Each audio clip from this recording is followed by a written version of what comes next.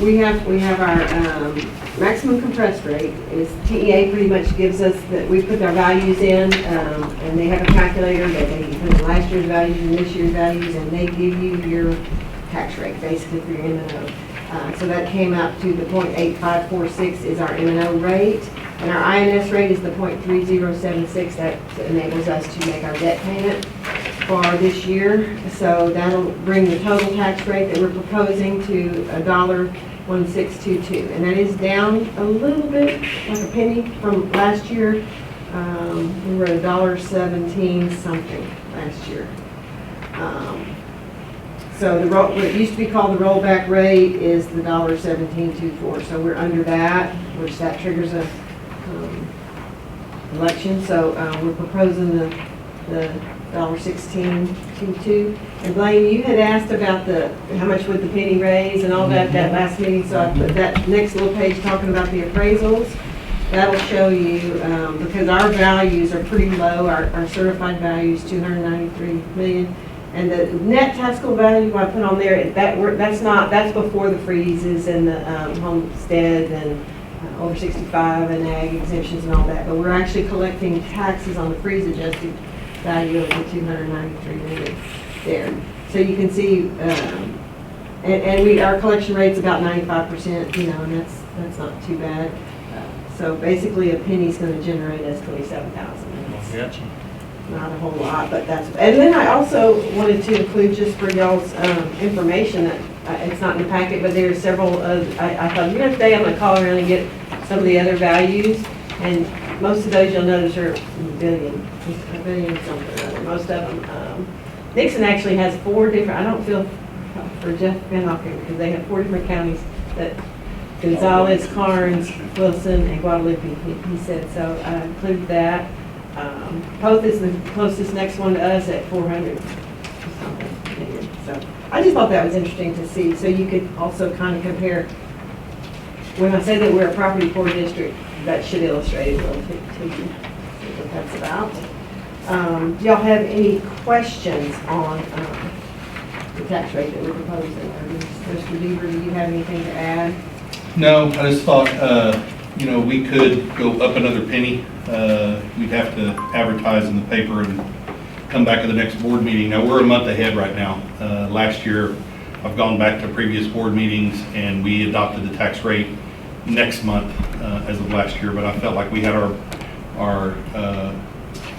values were in and go ahead and set that at this point. I think we're going to get more value out of being able to advertise. We've lowered tax rate to the taxpayer rather than try to get another $27,000. Any questions? Local, I make a recommendation we adopt the total proposed tax rate of 1.1622. Okay, I have a recommendation, I have a motion. Motion made by Sherry, second by CJ, all in favor? Motion passes. Next item on the agenda is to discuss and consider tax discounts for October, November, and December 2022. Okay, so we historically we offer a discount to the taxpayers if they pay early. So and this is what we've done for many years. A 3% discount in October, and 2% in November, and 1% in December is what we've been doing. And then they come due in January. And then after that, they'll be more. So same as what That's what we've done. been doing, and we've Okay. pretty much always done that, to my knowledge.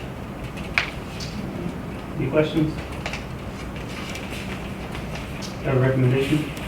I recommend we approve tax discounts for October at the amount of 3%, November at 2%, and December at 1%.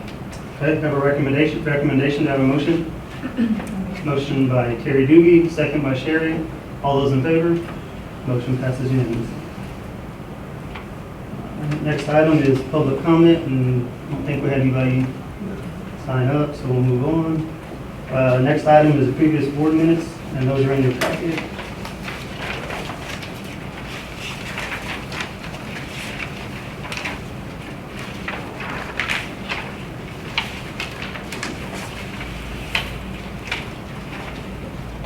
Any questions or revisions that need to be made?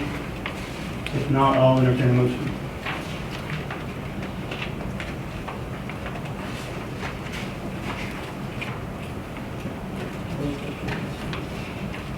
Oh, go ahead. Good. Oh, Make a sorry. motion. I meant recommendation, I'm sorry. Blaine, so first, I need a second. CJ, all those in favor? Motion passes unanimously. Next item on the agenda is the financial report and Stockdale bill. Okay, so, let me get to it. Where is it? Is that cash in here?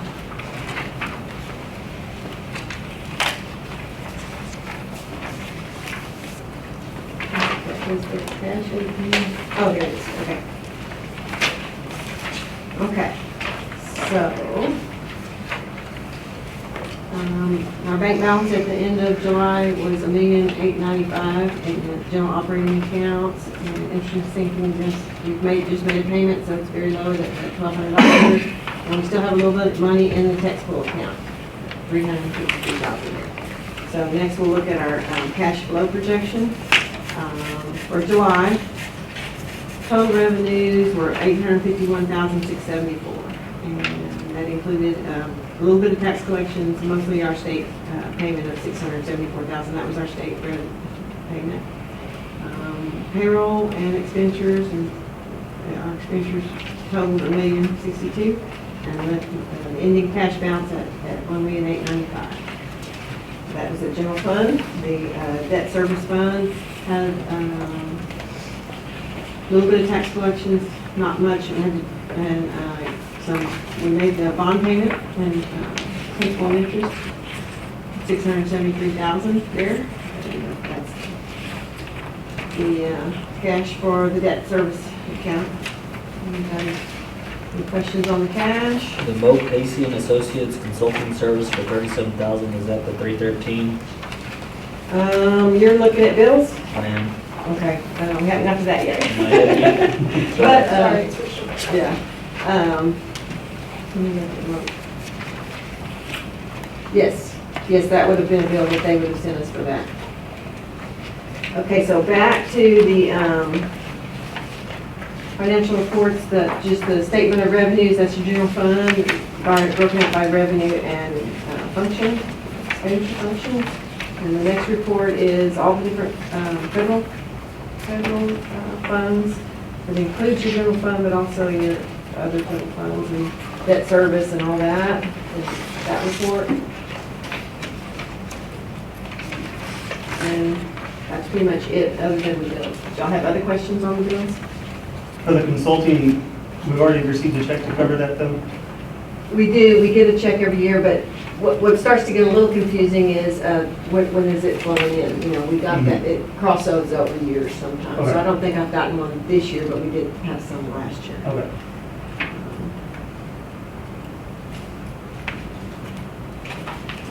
Any other questions on the bills? If not, we'll go to the next agenda item. 2022-2023 Adult Meal Plan PLE. Okay, so last week or last time, we did bring all the students' pricing, and they did come out with the calculator so she could calculate and put in all the federal pieces that go into that for the adult meals, which would be our staff. And it's recommending an increase there. And I know that the food and the fuel and all that is going to go up, so. So when she did her calculation, minimum that we can charge is $3.70. So at some point I said, you know, what if we did $3.75? She said, well, we already charged $3.75 last year, but we're having an increase in food costs. So she made a recommendation to go to $4 for adult lunches. And breakfast will stay the same, I guess. Breakfast will remain the same. Any questions on adult lunches at $4? My thought was you can't get a square meal in any restaurant for that amount, so. Okay. I have a recommendation. I hear a motion. Recommendation to approve adult lunches at Stockdale ISD at $4 for lunch and $1.19 for breakfast. I have a motion. Motion by Blaine, second by Sherry. All those in favor? Motion passes unanimously. Next item on the agenda is review the 2022-2023 appraisal calendar.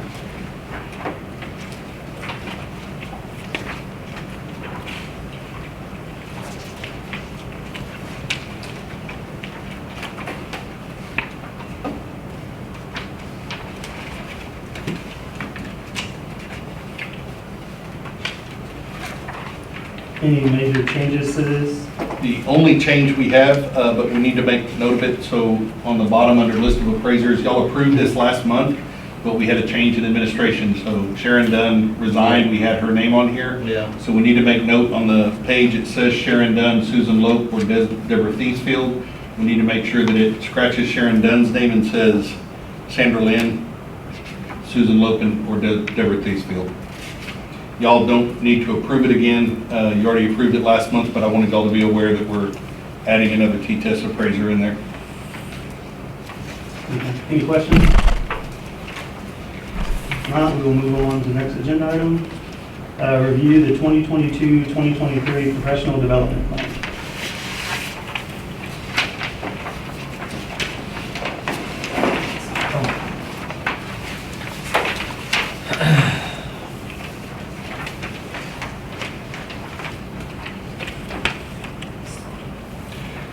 Mrs. Muchagamba, if you don't mind, this is the same, last month you approved this, but because Ms. Muchagamba had to make some changes in it, I just wanted y'all to hear from her the adjustments she made, if you don't mind. On the front and the back, the green has been added, the red has been taken away. Looking at that clearinghouse list that we just got because of new board policy last month, there were some trainings that we had completed that are no longer on that list, so I had to make adjustments on the child abuse trainings. And then also looking closely, there's UIL safety training as well that wasn't included on the professional development plan. There were 7 areas, and I didn't add that one last month. And then for suggested, we have some digital citizenship for elementary and secondary teachers for kids being on the computer. And then another one that's mandatory is trauma-informed care.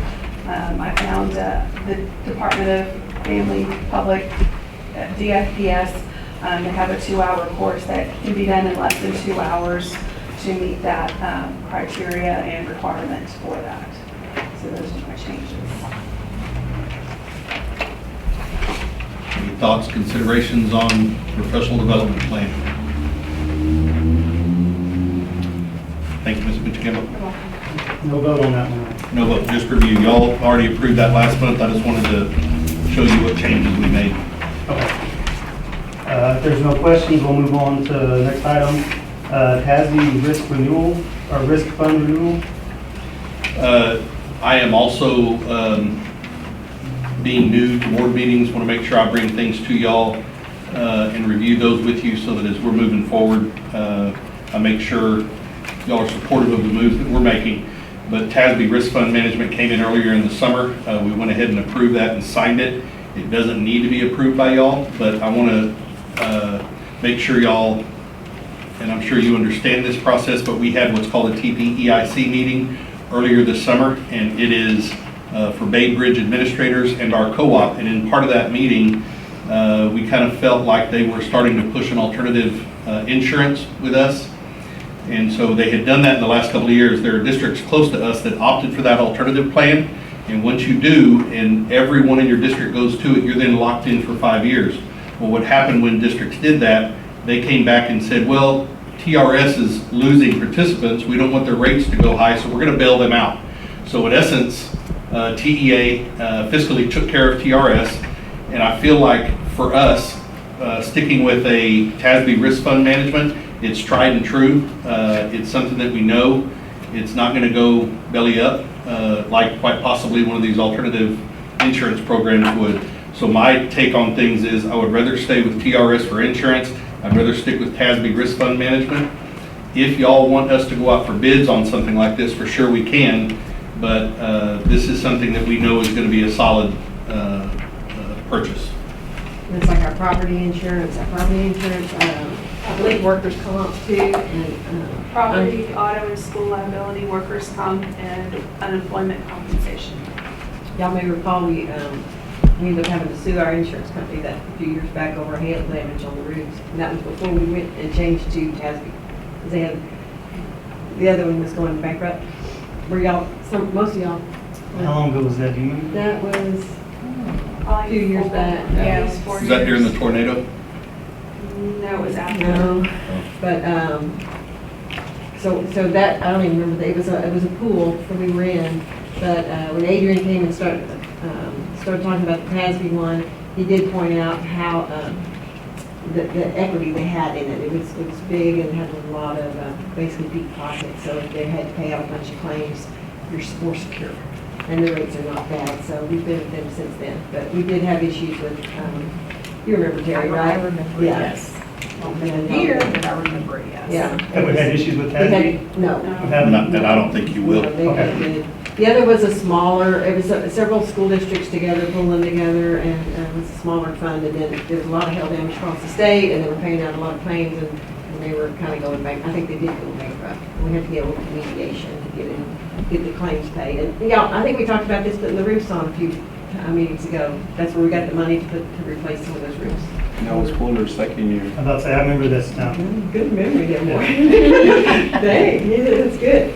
I think that my years tend to run together a little bit, but, yeah, boy, was good. But anyway, it has been a good company with deep pockets, so it's been good for us. Any questions? If not, we'll move on to the next agenda item. Resolution regarding extracurricular status of 4-H organization, Wilson County. So this is a yearly agreement between Wilson County 4-H. What they do is they come in and ask for the school to provide absences that we have excused in exchange for 4-H abiding by no pass, no play. So it's a little bit of a trade-off. And for sure, we want kids to be able to participate through 4-H. This is going to be kind of a twofold process. One, you approving the extension service agreement, and then approving the next approval will be the adjunct professor. And so in order to approve that absence and it be excused, we have to say that we have an adjunct professor, and that's who we're going to name for 4-H. Okay, I have a recommendation, do I have a motion? Motion. Motion by Sherry, do I have a second? Second by Blaine, all those in favor? Motion passes unanimously. Next item is to approve the adjunct faculty agreement with Wilson County. Recommendation is to approve 4-H adjunct faculty in conjunction with the 4-H agreement. Are these the same that we had last year, or are they different? I'm just trying to The think. exact same policy would have been approved along with adjunct faculty. Has it been reworded a little bit? Possibly, Mhm. but it's going to be almost identical. Allison, I think, is new. Okay, I think she just came on within the last year. But Okay. Nicole and Samantha have been there not too long, but they're okay, here. okay. That's what, okay. Sounds good. Any questions? Have a recommendation, I'll entertain a motion. Motion made by Blaine, second by Sherry. All those in favor? Motion passes unanimously. Next item is to approve the Education Foundation donation.